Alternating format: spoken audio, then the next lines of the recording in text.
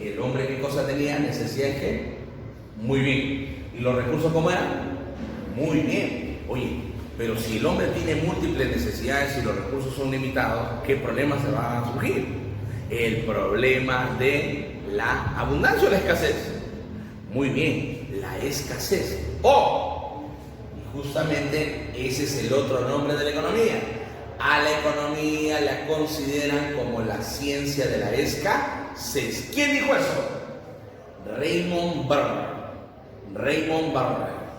Es un francés, claro que sí, y él va a estudiar justamente la escasez dada o presentada dentro del estudio de la economía, ¿no? Justamente.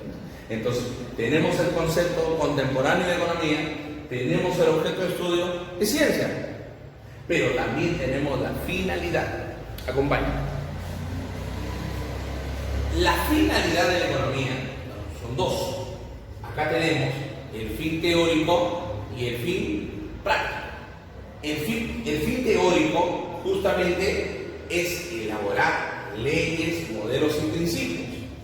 Y el fin práctico pretende alcanzar el bienestar general.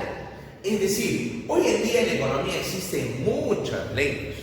La ley de la oferta, la ley de la demanda, la ley de Say, la ley de teoría poblacional de Malthus, la ley de Gresham, la ley de Engels, la teoría cuantitativa del dinero, la ley de la inflación, la ley de Phillips, la curva de Laffer, como cancha. Entonces la economía, ¿pero para qué pone tantas leyes? Justamente para qué. Entonces nos damos cuenta que existen muchas leyes. ¿Y para qué sirven esas leyes? Justamente los gobiernos son los que van a utilizar esas leyes para dar políticas económicas. ¿Qué es una política económica? Es una receta. La política económica es una forma de intervención que tiene el Estado para cambiar la situación negativa de una población, de una nación. Entonces, existen muchas leyes. Cuando logremos aplicarla y el resultado sea favorable, entonces podemos alcanzar el bienestar general y ese sería el fin práctico de la economía. Otro, ¿cuándo vemos el fin práctico de la economía? Cuando hay menos informalidad, cuando hay más recursos, cuando tenemos mayor desarrollo en nuestro país, cuando hay más empleo, cuando los salarios aumentan, cuando la estabilidad mejora, ¿no? Es ahí donde alcanzamos el bienestar general. Pero, déjame decirte también que hay una diferencia conceptual en cuanto a crecimiento y desarrollo, y es algo importante que tenemos que ver. Crecimiento económico no es lo mismo que desarrollo económico. Crecimiento económico es cuando se incrementa, por ejemplo, el PBI. ¿Sabes qué es el PBI? PBI, muy bien, Producto Bruto Interno, es la producción total de nuestra economía. Cuando sube esta, a eso se le conoce como crecimiento económico. Pero el desarrollo económico no es lo mismo. El desarrollo económico va más allá. Es cómo ese crecimiento se refleja en la realidad. ¿Cómo crees tú que se reflejaría en la realidad un incremento del PBI, un crecimiento económico? ¿Cómo? Muy bien, más trabajo, ¿qué más? Menos desnutrición, menos analfabetismo, mejor educación, mejor capital humano, en fin, eso se va a tener. Entonces, la diferencia entre crecimiento económico y desarrollo económico es justamente eso, ¿no?